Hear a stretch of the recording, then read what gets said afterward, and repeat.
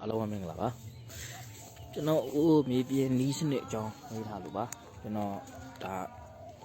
ဒါချန်ဟောင်းပေါ့ဗျာချန်ဟောင်းဒါပြန်ဖြတ်ပြီးတော့မြေပြန်ပြင်ထားတဲ့ဟာလေးတွေပေါ့အဲ့ဒါကိုကျွန်တော်တေချာရိုက်ပြမှာပါ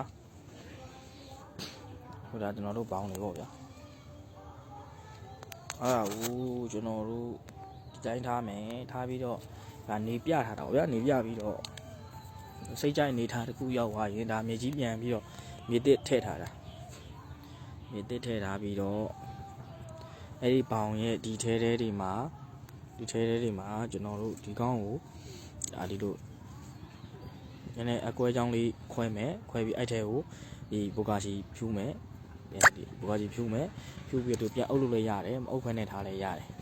အဲ့လိုမြေကန်ထည့်တာပေါ့ဗျာအဲ့လိုထည့်ပြီးတော့အဲ့ဒီရေပေးမယ်ရေဝါနေအောင်ပေးမယ်ထဲရေးလဲတဲ့အထိပေါ့ဗျာပေးမယ်လုံးဝစိုက်လို့ရတဲ့အနေအထားတွေပေးမယ်ပေးပြီးသွားရင်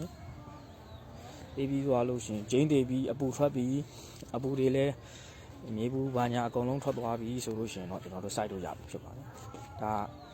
ဒါမရှင်းရသေးဘူးနော်ကွန်ကျန်ဒါအပူပေးဟွာပေးထားတာပေါ့နေပြထားတာပါဒီပြန်ပြင်ထားပြီးတော့ဒါလောက်ထားတာဖြစ်ပါတယ်ဒါဘယ်လိုပြင်ဖို့ကကြတော့ဒါဒီလိုပဲပေါ့ထုံးနေရတော့ပထမပိုင်းတရားလောက်တဲ့အတိုင်းကိုကျွန်တော်တို့ထည့်ထားပြီးသွားပြီ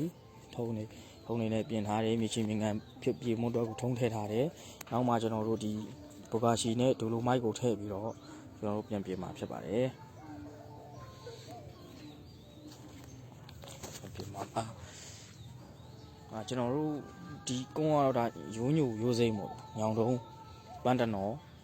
ဒီပေါ့အောက်ပြည်ပေါ့ရိုးညိုရိုးစိမ့်ပေါ့ဟိုဟာကုန်းလူဝါတွေနဲ့တော့မတူဘူးပေါ့ဗျာအထက်ဘက်ကစိုက်တဲ့မတရားတို့နောက်မတရားတို့နထိုးကြီးတို့ဘတ်တို့အဲ့လိုပွင့်ဖြူတို့မကွေးတို့တနေ့နာယူအဲ့ဘက်ကစိုက်တဲ့ဒီဟိုဟာနဲ့တော့မတူဘူးပေါ့အားဒီလာပြပြတာပါခင်ဗျာကျွန်တော်အမြင်များလို့ပါဒီမြေပြင်တဲ့ကိစ္စကတော့ကျွန်တော်ကဒီ social media ဘိုင်းကျတော့ကျွန်တော်တိတ်အများကြီးမပြောတတ်တဲ့အခါကျတော့ကျွန်တော်စာလေးတွေအများကြီးရေးပေးထားပါမယ်